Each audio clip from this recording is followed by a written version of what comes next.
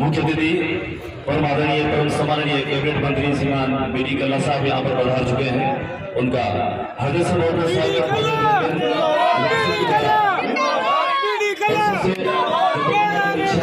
बहुत पुष्पाणिमादाय हरिः ओम वयघोषोमव्रते तव मनसनो भुविव्रतः प्रजावन्ति दक्षिणां समर्पयामि नमः। हाथ जोड़कर ध्यान करो। योऽन्ता प्रविश्य मम वाचमां सञ्जीवयत्यखिल शक्तिधर स्वधाम्ना अन्यसहस्रचरण श्रवणत्वगादि प्राणा नमो भगवते पुरुषायामि नमस्कारं करोमि।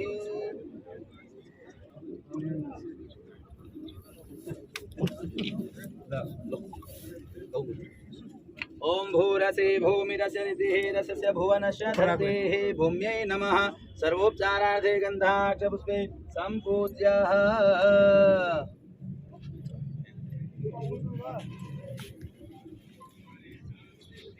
पत्रपुष्पं फलं तोयं रत्नानि विधानि च घरकर्पूरसंयुक्तं देहि मे वाञ्छितं फलम्।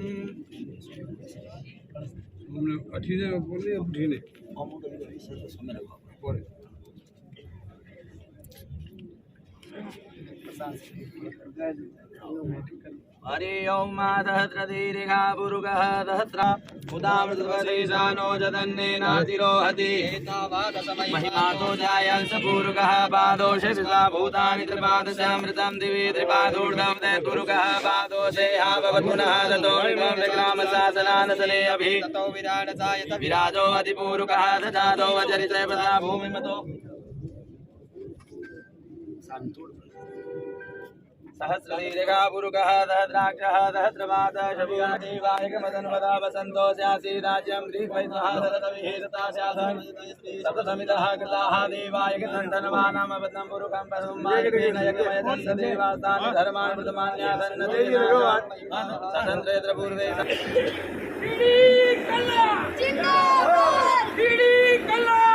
शहरी सामुदायिक स्वास्थ्य केंद्र मुक्ता प्रसाद कॉलोनी के भूमि पूजन के पावन अवसर पर बहुत अभिनंदन।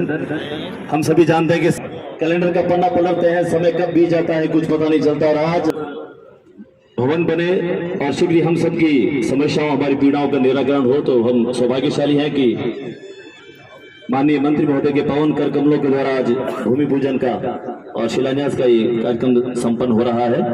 श्रीमान दिनेश जी शर्मा, श्रीमान प्रताप सिंह जी चंदेल साहब से के वे माल्यार्पण कर और साफा गाना कर साहब का अभिनंदन करें। सनातन हमारा प्रेम प्यार स्नेह सब कुछ इसी धागों में बुना हुआ है।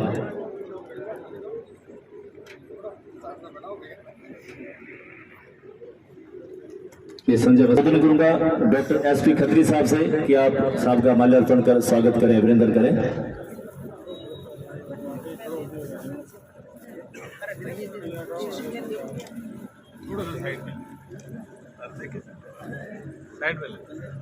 जान जी, सविता जी, आदरणीय श्रीमती रोशन जी, श्रीमती ललिता जी, पुष्प कुछ भेंट कर उनका अभिनंदन किया जा रहा है।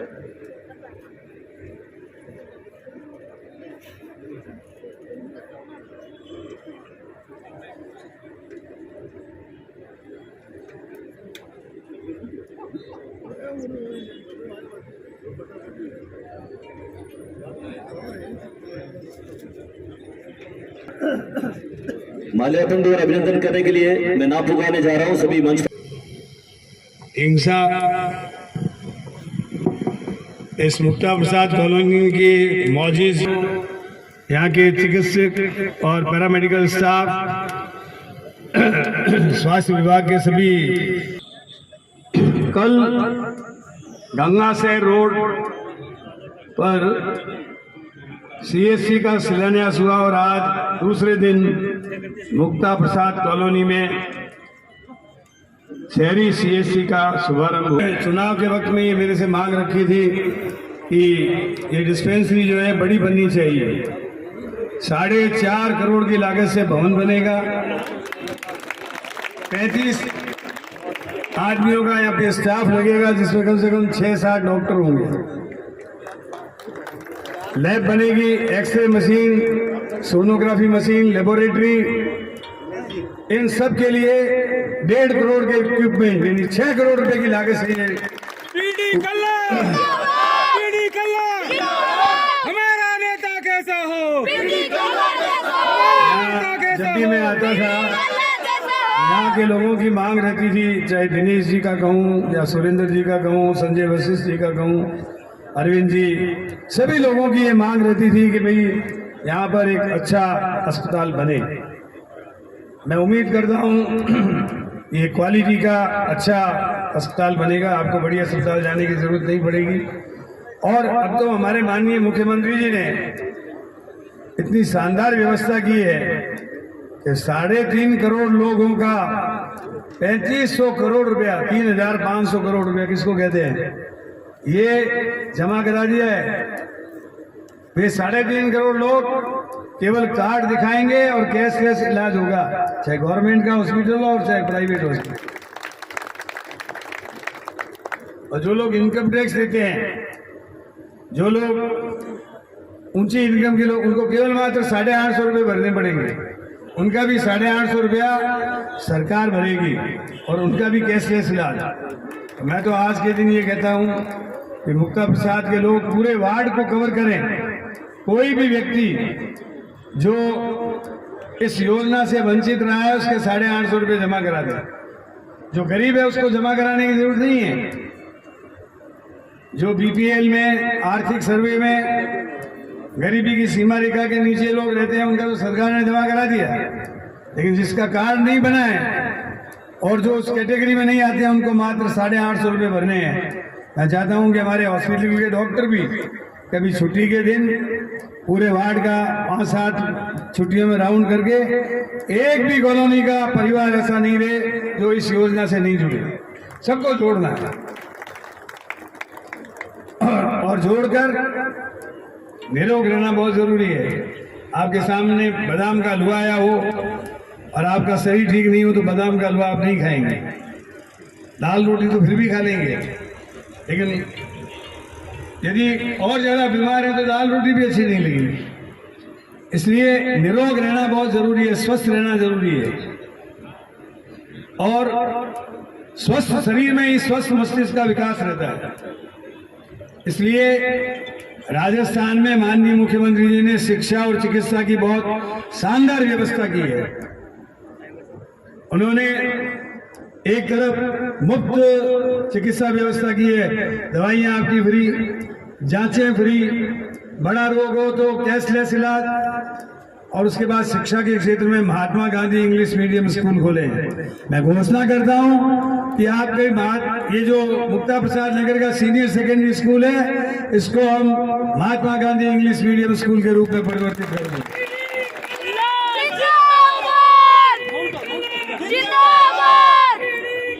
और भी जिस कॉलोनी में प्राइमरी, मिडिल अथवा Mahatma Gandhi senior secondary school की मांग होगी, उसको हम पूरा कर देंगे।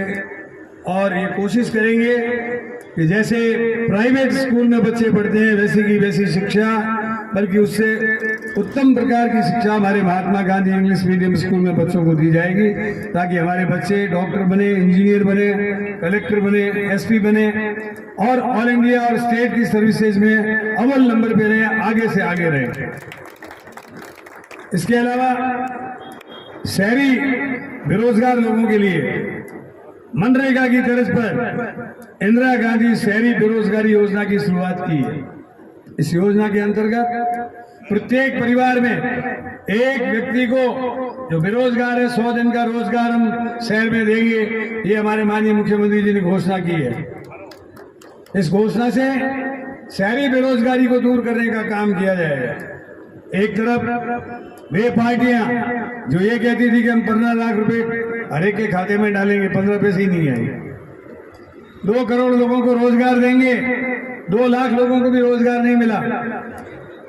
और किसान की इनकम दुगनी करेंगे। दुगनी तो क्या, किसान की इनकम तो पहली बात तो दुगनी हुई नहीं, रसोई गैस का सिलेंडर 400 रुपये से 1000 रुपये हो गया। पेट्रोल और डीजल 100 से ऊपर क्रॉस कर गए। तो जो किसान की इनकम जो हो रही थी वो भी इन चीजों में खर्च हो रही है और उसके पल्ले कुछ नहीं पड़ रहा है। कभी डिजिटल इंडिया, कभी मेक इन इंडिया, रोज 3 महीने बाद नया नारा आ जाता है और पहला नारा कब गायब हुआ इसका पता ही नहीं है। तो इसलिए हम सोसेबाजी में विश्वास नहीं रखते। बढ़ा दिया है और इसका लाभ सबसे ज्यादा शिक्षा विभाग के कर्मचारियों को और बड़े बड़े विभाग के कर्मचारियों के लोगों को होगा। इसके अतिरिक्त बीकानेर शहर में पूर्व और पश्चिम में दोनों में कम से कम 22 करोड़ रुपए की सड़कें मंजूर हुई है।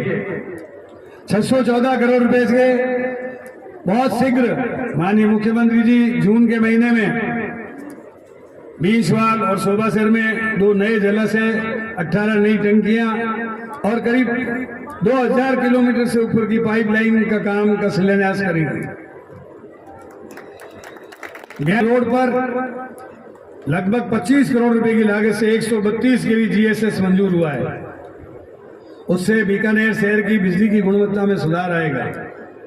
इसके अलावा बीकानेर में कम से कम 30 से 35 कुएं खोदे जा चुके हैं और भी नए कुएं 10-15 और आने वाले 1-2 महीने में खुद जाएंगे।